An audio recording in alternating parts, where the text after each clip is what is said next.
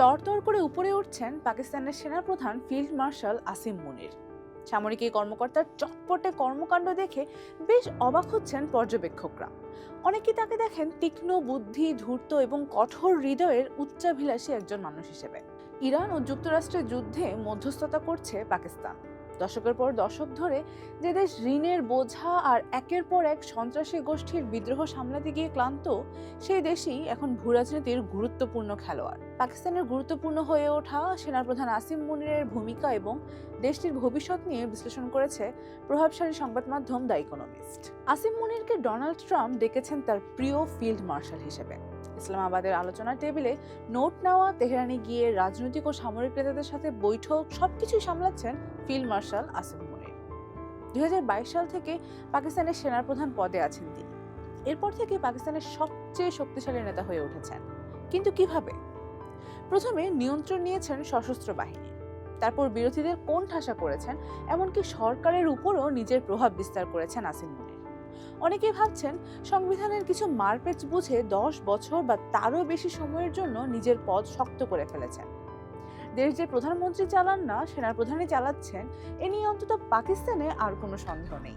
সাফল্যের চূড়ায় থাকা সুবর্ণ সুযোগকে সেনাপ্রধানকে ঠিকঠাক কাজে লাগাতে পারবেন, নাকি আবারও একজন সামরিক শক্তিধরের আধিপত্য পাকিস্তানের সমস্যাগুলোকে আরও বাড়িয়ে তুলবে? ইরান নিয়ে পাকিস্তান যা করছে তেমনি ঝুঁকিপূর্ণ কূটনীতিতে আগেও জড়িয়েছে। বিশ্ব রাজনীতিতে খেলা করা পাকিস্তানের সামরিক নেতাদের বহুকালের নেশা। 1972 সালে প্রেসিডেন্ট নিক্সনের চীন সফরের কথাই ধরুন না। সেই সফরের আগে পাকিস্তান টানা 3 বছর যুক্তরাষ্ট্র ও চীনের মধ্যে গোপন যোগাযোগ মাধ্যম হিসেবে কাজ করেছিল। যদিও এসব কাজ পাকিস্তানের শাসক গোষ্ঠীকে আত্মতৃপ্তি দিয়েছে, সাধারণ মানুষের কোনো কাজে আসেনি।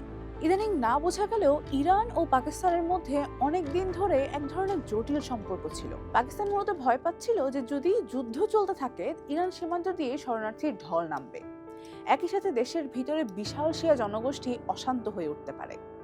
তাই পাকিস্তান যদি মধ্যস্থতা করে সফলভাবে যুদ্ধ থামিয়ে দিতে পারে, তাহলে একদিকে যেমন এই সমস্যাগুলো থেকে বেঁচে যাবে, অন্যদিকে ইরানের পুনর্গঠন কাজে পাকিস্তান বড় ভূমিকা রাখার সুযোগ পাবে।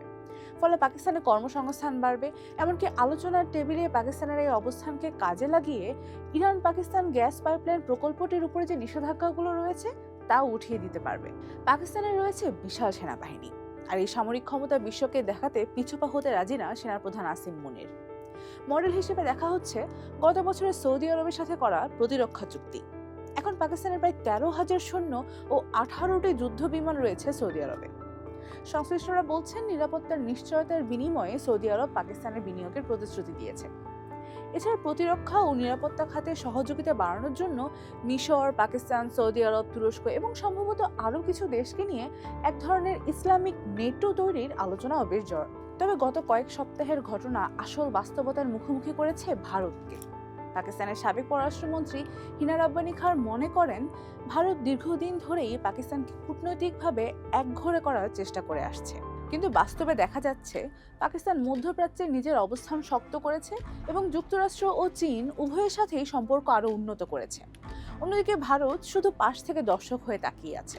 তবে অনেক বিশেষজ্ঞই ভাবছেন, ভূ রাজনীতিতে সেনাপ্রধানের বিচক্ষণতা দেশের সমস্যা সমাধানে খুব একটা কাজে আসবে না।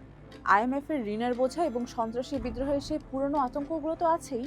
গত এক দশকে সাধারণ মানুষের জীবনযাত্রার মানও খুব একটা বাড়েনি। ফিল্ড মার্শাল এখন দেশের অর্থনীতির উপরও সামরিক নিয়ন্ত্রণ বাড়ানোর চেষ্টা করছেন। যুদ্ধ শুরুর পর থেকেই পাকিস্তানের জ্বালানির দাম বেড়েছে, নিত্যপণ্যের দামও বাড়তে চলেছে।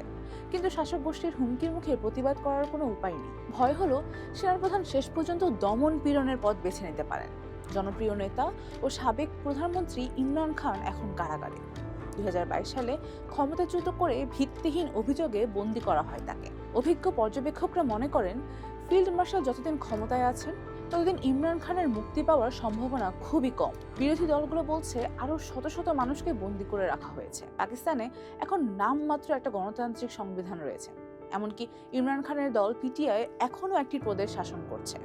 কিন্তু পাকিস্তানের এই মিশ্র বা হাইব্রিড ব্যবস্থাকে পুরোপুরি সামুদ্রিক নিয়ন্ত্রণের দিকে নিয়ে যাচ্ছেন ফিল্ড মার্শাল। সংশ্লিষ্ট একজন ব্যক্তি বলছেন, এখন বেসামরিক সরকার বলতে বাকি আছে শুধুই একটা খোলস। দিন দিন সাধারণ মানুষও সেনাবাহিনীর এই আধিপত্য মেনে নিচ্ছে। আগে পাকিস্তানের জেনারেলরা সাধারণত পর্দার আড়াল থেকেই ক্ষমতার চাবিকাঠি ঘোরাতে পছন্দ করতেন, যাতে জনগণের সব ক্ষোভ রাজনীতিবিদদের উপর গিয়ে পড়ে। কিন্তু ফিল্ড মার্শাল মুনিরের উত্থানের একটা বড় ফলাফল হলো তিনি নিজেকে একেবারে সামনে এবং কেন্দ্রে নিয়ে এসেছেন।